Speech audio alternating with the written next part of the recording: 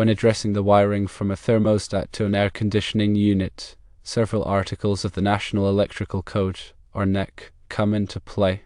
While Articles 422, 430, and 440 primarily deal with the wiring from the utility service to the air conditioner itself, they don't explicitly cover the thermostat wiring.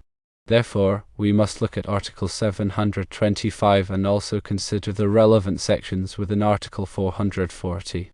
Firstly, let's discuss Article 725, which focuses on Class 2 and Class 3 remote control, signaling, and power-limited circuits. Thermostat wiring typically falls under the category of Class 2 circuits. These circuits have specific characteristics. 1. They operate at voltages below 100 volts, either alternating current or direct current. 2. The power levels are limited to below 100 volt amps.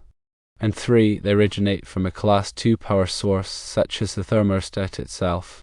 Now let's delve into the requirements of Article 725. Section Roman 3 of Article 725 specifically applies to Class 2 circuits.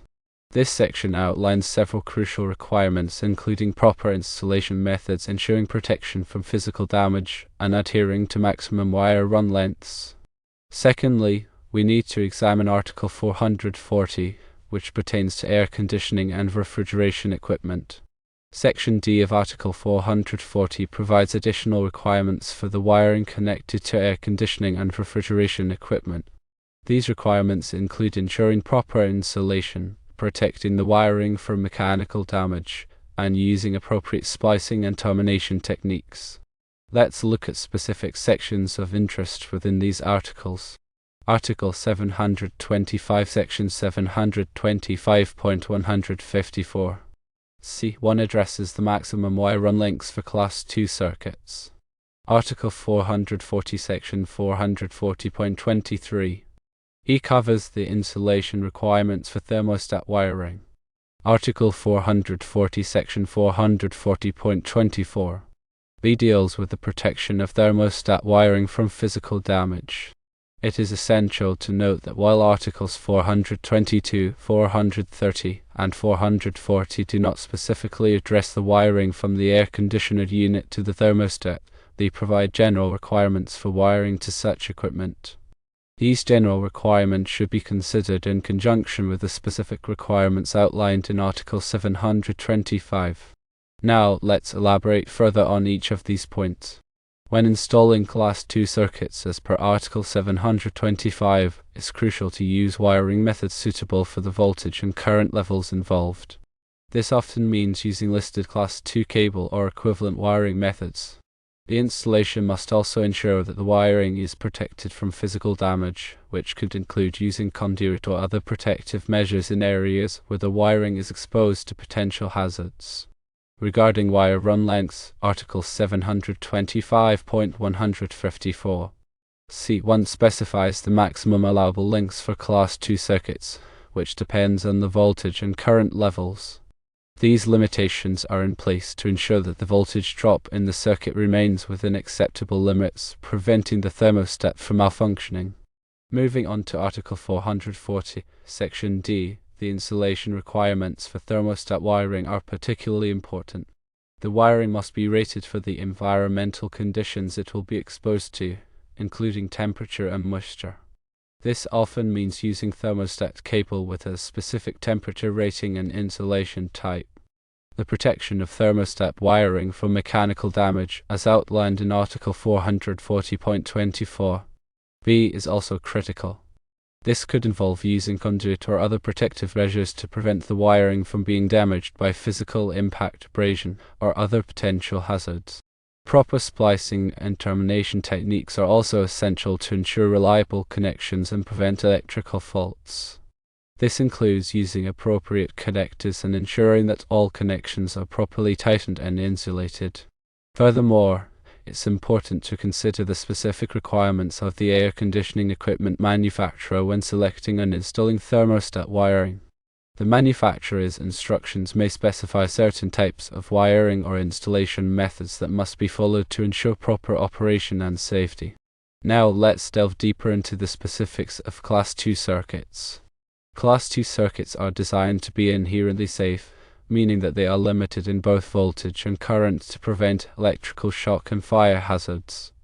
The power source for a Class 2 circuit must be a listed Class 2 power supply, which is designed to limit the output voltage and current to safe levels.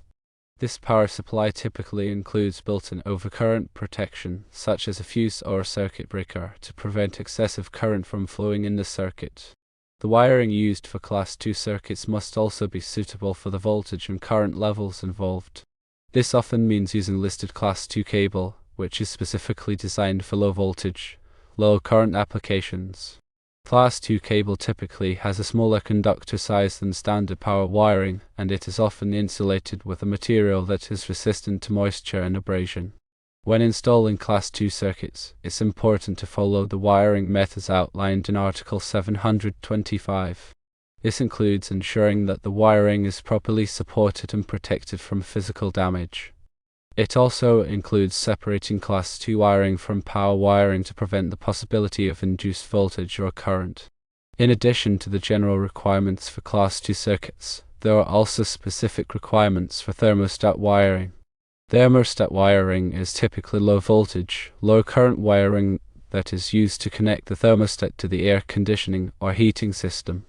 This wiring is used to carry signals from the thermostat to the system, such as signals to turn the system on or off, or to adjust the temperature. Thermostat wiring is typically run in walls or ceilings, and it must be protected from physical damage. This is often accomplished by using conduit or other protective measures. It's also important to ensure that the thermostat wiring is properly terminated at both the thermostat and the system. This means using appropriate connectors and ensuring that all connections are properly tightened and insulated. Now let's turn our attention to Article 440 and its requirements for air conditioning and refrigeration equipment wiring. Article 440 provides specific requirements for the wiring of air conditioning and refrigeration equipment, including the type of wiring to use, the size of the conductors, and the overcurrent protection requirements. One of the key requirements of Article 440 is that the wiring must be suitable for the environmental conditions it will be exposed to.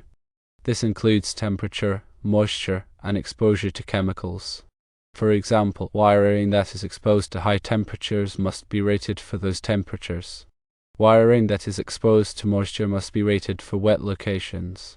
And wiring that is exposed to chemicals must be resistant to those chemicals. Article 440 also specifies the minimum size of the conductors that must be used for air conditioning and refrigeration equipment wiring. The size of the conductors depends on the ampacity of the equipment, which is the amount of current that the equipment draws. The conductors must be sized to carry the ampacity of the equipment without overheating. In addition to the conductor size requirements, Article 440 also specifies the overcurrent protection requirements for air conditioning and refrigeration equipment wiring. Overcurrent protection is designed to protect the wiring from damage in the event of a short circuit or overload. The overcurrent protection device, such as a circuit breaker or fuse, must be sized to protect the wiring without nuisance tripping. Now, let's consider some practical examples of how these NEC articles apply to thermostat wiring and air conditioning systems. Imagine a scenario where you are installing a new thermostat in a residential home. The thermostat is a low-voltage Class 2 device that requires a two-conductor thermostat cable to connect it to the air conditioning unit. In this case, you would need to comply with Article 725 for the installation of the Class 2 circuit. This would include using listed Class 2 cable, ensuring that the wiring is properly supported and protected from physical damage, and separating the Class 2 wiring from power wiring. You would also need to comply with Article 440 for the wiring of the air conditioning unit.